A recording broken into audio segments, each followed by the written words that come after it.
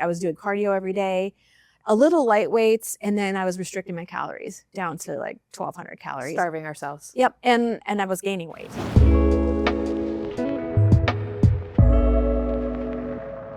Hey, welcome back to the Live Pure podcast. I'm Janelle, your hostess with the mostest, and I'm here with my friend Joni today, and we're going to talk a little bit about Joni and what you do. So welcome. Thank you. Yeah. Appreciate it. It's good to have you here. I'm excited. Yeah. I'm excited. This is a really great opportunity, so thank you. Yeah. So what exactly, I know that you do aesthetic work, esthetician, you're an esthetician, and then you also do some health coaching. Yeah. Can you tell me a little bit about the health coaching? Yeah, absolutely. So kind of to give you an understanding of what I do completely, I put it all under the umbrella of Simply Ageless, which is kind of my brand. And so I come from the viewpoint of like women over 50 are my specialty. I'm going to be 59 myself this year. And so you look stunning. Oh, thank you. 24 years of aesthetics. Yeah. And I've had the privilege of working with some really amazing doctors over the years and educated and definitely had a good practice. And I love being in aesthetics as well. The last probably 8 years, I got more involved in nutrition and fitness coaching for women because I found myself sitting by the pool. I came here on vacation. Found myself sitting by the pool in capris and a t-shirt because heaven forbid I put a swimsuit on because I had over the years gained so much weight, was inflamed, miserable. Just so typical for women and mothers and yep. Yeah. And you know what? I thought I was doing everything right. I thought this was right. I was doing cardio every day, a little light weights, and then I was restricting my calories down to like 1,200 calories. Starving ourselves. Yep. And I was gaining weight and nothing was moving. So I found a program that I watched for 4 months, other people doing, and what got my attention was that they were eating real food that looked really good, and also they weren't restricting themselves. And so I was kind of following this gal, and finally I'm like, I'm miserable, so I have to do something. And I dove into the program, and in like the first 3 weeks, I lost 11 pounds, which was obviously mostly inflammation. Yeah. Because I was so inflamed. And when you start eating whole foods, your body starts to react a lot better. So the program, it's called the Faster Way to Fat Loss, which is the program that I then went on to become a certified coach in. And that was in 2018. And so I took off the weight, kept it off, coached quite a few ladies to get great results. Again, everybody was so surprised that they get to eat more. That it's so simple. And that what we did was we dialed back the cardio and included the strength training. So that was a whole new, I had this idea in my head that when I strength train, I always felt I build muscle really, really fast. So I was scared to strength train because I thought I would get bulky, and that's not the case. I think that's a lot of women's fear in general, right? Is they don't want to look like a man. Right. And it's not possible. Yeah. It's just not possible. I mean, yes, some people they build muscle pretty fast, but you're not going to get bulky. No. I mean, we could take testosterone and get there. Right. Yeah. Right. Exactly. And so that wasn't the case. And so when I started doing that, I was like, okay, I dialed back my exercise. I increased my calories to match what my body needed to be able to build muscle and lose fat. And Can you repeat that first part again, just real quick, so everybody understands what you just said? That we increased our calories, yes. We cut back on our cardio. Yep. I did cardio. They had us do a 20-minute HIIT workout Mondays and Tuesdays. And then Wednesday through Saturday, we did the strength training. We did total body on Wednesdays. Thursdays was upper body. Saturdays were leg day. And then Friday and Sundays, we rested. We had active recovery days. Yeah. Maybe we did yoga or something like that. I dialed back the exercise and I increased the calories with whole food nutrition, and so especially not a diet. protein. No, and here's what's funny. Over the 8 years, I had an incident in 2022. So this was 2018. In 2022, I lost my father, and life happens, especially when you're over 50. Lots of life happens, and I was stuck. Like I was doing everything right, and then now my body has just decided not to work with me anymore. And so that's when I went back to my doctor, and I had all of my hormones tested, my thyroid, and I was off on everything. And I ended up having to have a radical hysterectomy. So that, also included going on a peptide therapy to be able to get my insulin resistance to kind of be under control. And so with the use of peptides, getting on the right hormone replacement therapy, getting my thyroid under control, then I was actually able to exceed the results I had gotten originally and So I'm in probably the best health that I've ever been at, as I get older. And even like my 80-year-old mother, I have, she's been through my program, and it's a lifestyle. So it's not like yes, it's a lifestyle. you get to like, I used to think, okay, I'm gonna lose 20 pounds because I want to go on a vacation or something like that, or I have a wedding or something, lose 20 pounds. And then you get to that event and then you go back to your old habits. Right. Everything's a lifestyle, and it just needs to be something that you can do that where you don't feel deprived. So I have something called the 80-20 rule, like 80% whole foods, stay on the program, but 20% life. Yeah. Like you're going to find yourself in a McDonald's drive-thru. You just are. And previously what I would do is I would beat myself up. I'd have a moment of weakness, eat the thing. And then if the thing was lunch, I would say, well, screw it the rest of the day. And I'm just and then yeah, my 20% is a planned one day a week where it doesn't matter what I do. So it's usually my rest day, and I'm on the couch and I'll eat whatever I want. And for me, whatever I want means like I'll eat an entire bag of popcorn instead of like one serving. Yeah. One day of bad eating is not going to make you, if you seem like you get on the scale the day after and you're up, that's water weight. That's not, you don't gain fat that quickly. It's water weight and inflammation. That again, once you get right back on the program or right back into your habits that you develop, then it all comes back off. But what I teach, I teach like a 6-week educational course, and it's all done through online and through an app. So I can coach anybody from all over the world. Actually, we have people in Spain and Mexico and all over the place.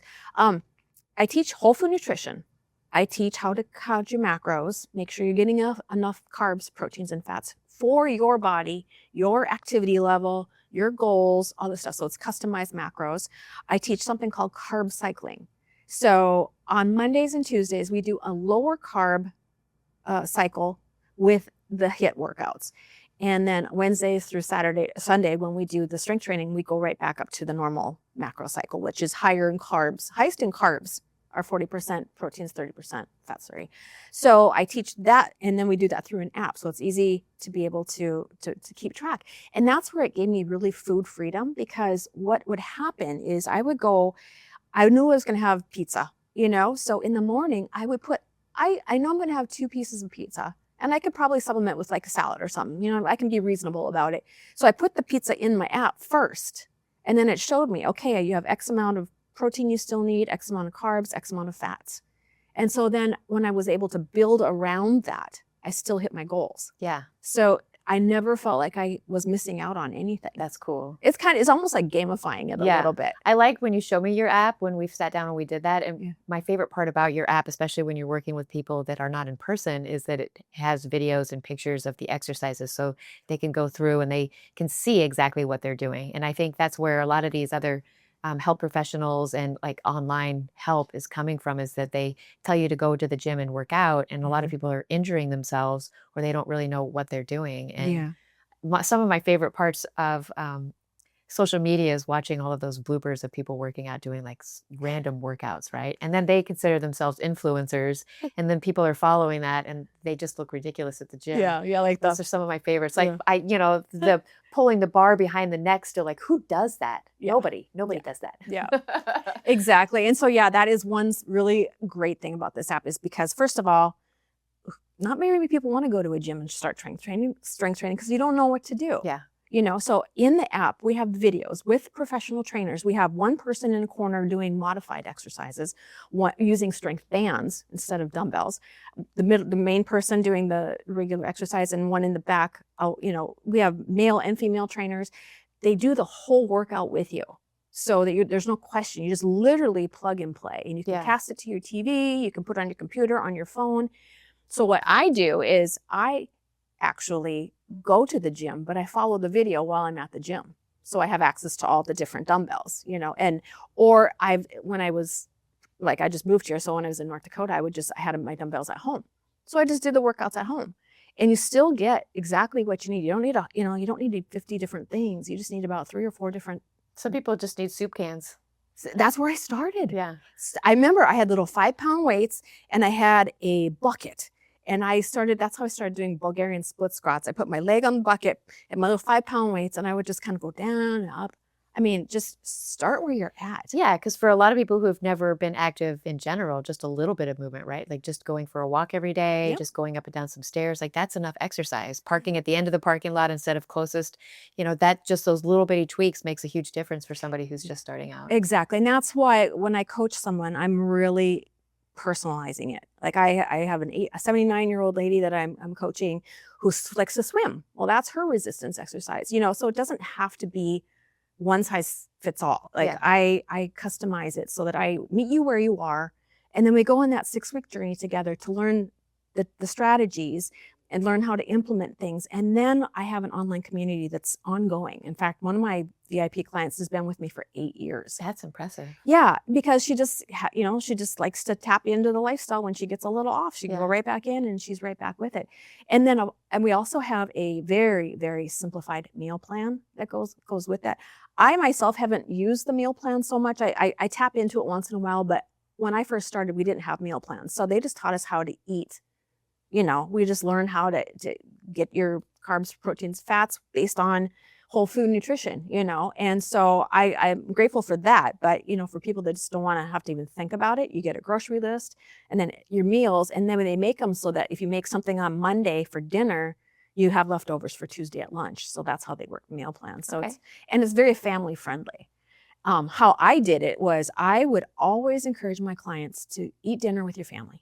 Like whatever they're having, eat dinner with your family. You want it to be a little healthier if you're going to get everybody on board. But if you're going to have lasagna and garlic toast and, Caesar salad for dinner. You're making me hungry.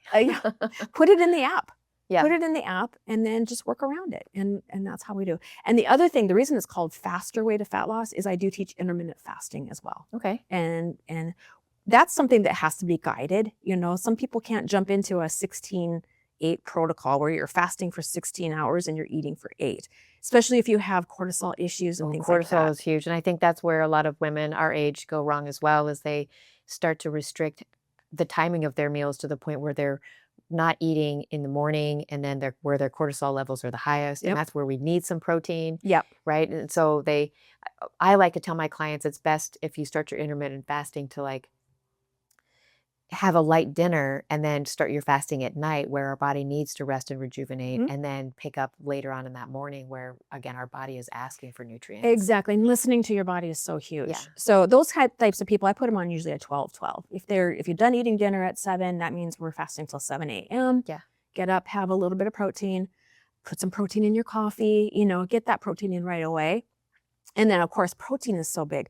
And I just upped my certification now. I've got 328 pages of new certification on just GLPs and hormones and customized advanced macro tracking. So Awesome. I just got upgraded in my certification. Yeah, for that's that. exciting. I can't wait to see a little bit more of that. Yeah, because everybody's doing GLPs. And like I said, I use peptide therapy as well to get myself. And what I did was I monitored myself over the course of the time that I started. And I wanted to make sure I wasn't losing any muscle. And I didn't. I actually gained 5% muscle over that course because I knew that I had to have enough of an appetite to get in that protein, be in a little bit of a calorie deficit, but still get in the strength training. And so I see it from all angles. And the saddest angle that I see is the ones that get on these, Ozempic or the semaglutides, and they just stop eating. And Entirely, they don't work out, and they're. And is that because they're taking too much of it, so it suppresses their appetite entirely? Sometimes, yeah. Usually it is a dosing issue, but there's some that suppress appetite more than others. Okay. And so, if you can just at least get in protein, and I'm having, for one of the things, one of my little hacks is add my protein powder to my yogurt, and then I'm adding in fruit and nuts. And so I'm making it like a parfait, but it's got 50 grams of protein, or like some of these newer clear proteins are, where you can drink, 20, 30 grams of protein or something that I have one that I recommend. It has 40 grams of protein, 120 calories, but that protein is super clean. And it just helps in the afternoon. It tastes like lemon lime sparkling water. Yum. Yeah. So I've got a lot of things up my sleeve to be able to offer people that gets them past that. And then once they realize that they're going to get results that way, they do become, they keep it as a lifestyle. Yeah, when they start to see results, it makes it easier to stick with it. Yeah. Yeah. Most definitely. I agree. Yeah. And you know, skinny's not really where we're looking.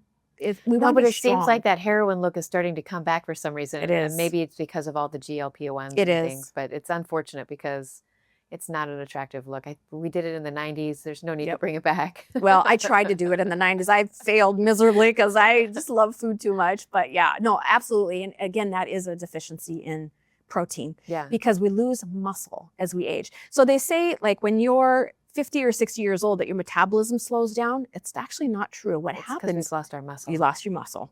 And you lose muscle progressively year over year over year. But you can build muscle at any age. Right. Yeah, so that's super Yeah, there's important. 80-year-old women out there that are just starting out and they're looking amazing. They're Mhm. feeling better. So Mhm. yeah, weight-bearing exercises is always going to be better than calorie restriction or extreme cardio. Yep, exactly. Yeah. And when I talked about we do cardio on Mondays and Tuesdays, what I did was I switched out one of the cardio days for like a bar or a Pilates because I'm working on core strength as well. So we have, you know, like I said, we can take things out and play with them a little bit. But the reason we do a HIIT workout on Mondays when we do a lower carb day is that really taps into those glucose storage. So it depletes your body of all the glucose so it burns fat. So, and it mixes your body up a little bit. So the whole keto thing for women, not good.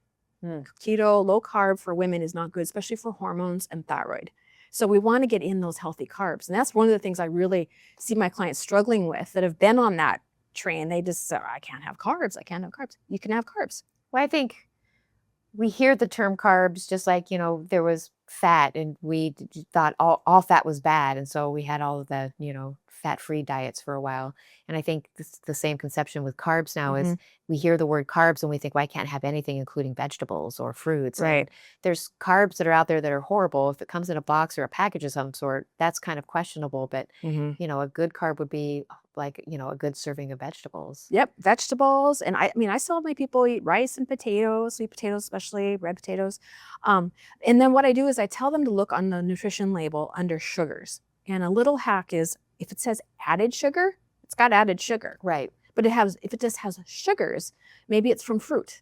You know, because fruit too is, you know, people I can't have fruit. Well, berries are slower carbs because they have more fiber, but like bananas are super high carbs. But again, you know, if I'm doing a heavy leg day and I need the carbs to recover, I'm going to have banana. Yeah, I always like to milk. have a piece of fruit before I head to the gym in the morning. Yeah. And then I come home and gorge something. Yeah. So exactly. yeah. Yeah. Okay, So cool. it's a lifestyle. And once you get the hang of it, it's like then it doesn't feel like I don't feel like I diet. You know, I just know what to do. And after a while, you know, tracking is something that we learned in the beginning. It's not a lifelong thing. No. But we've made it so easy. Like in the app, we literally have, you can take a picture of your food and it'll track it for you. Or you can do voice to text and it'll track, you know, it'll track for you. So Yeah, it's so simple. Back in the 90s, you know, when I was still working with the company Apex, they would print out the week's meals for us and to send somebody home with like, you have to have 5 ounces of chicken or whatever it might have been. And then we'd be like, well, go buy a scale so that you can weigh this out so that people were understanding like what a portion of something looked like. And I still like when I'm, you know, meal prepping for the whole week, I'll weigh everything out because I'm making a pot of something. Right. So it makes it easier for me to put it in my individual containers. Well, one thing about weighing and measuring is that people don't realize you get a lot more. You get so much more than we like if you're going to realize, eat a half a cup of mashed potatoes, that's actually quite a bit. Yeah. Whereas if I'm just eyeballing it, you're going to underestimate. Yeah. And if you weigh it and measure it, it's like, oh, wow, I can actually have quite a bit of that. So that's a great thing to do. I agree. Do you want to let everybody know how they can get a hold of you so that they can join this amazing 6-week program of yours? Oh, awesome. Yes. Right now, the best way to do it is to send me a text message at 701-590-0345, or you can email me at joaniskaare@gmail.com, JOANISKAARE@gmail.com. Joni, it's been so awesome having you here, and I'm you. excited to see your business grow and to see how you can help our community here along the way. And Appreciate that. I just can't wait for us to continue networking with each other and helping women in our community together. Yeah, me Thank too. you for coming. Thank you. Appreciate it. All right, we'll talk to you soon. Woohoo! Oh, that was awesome.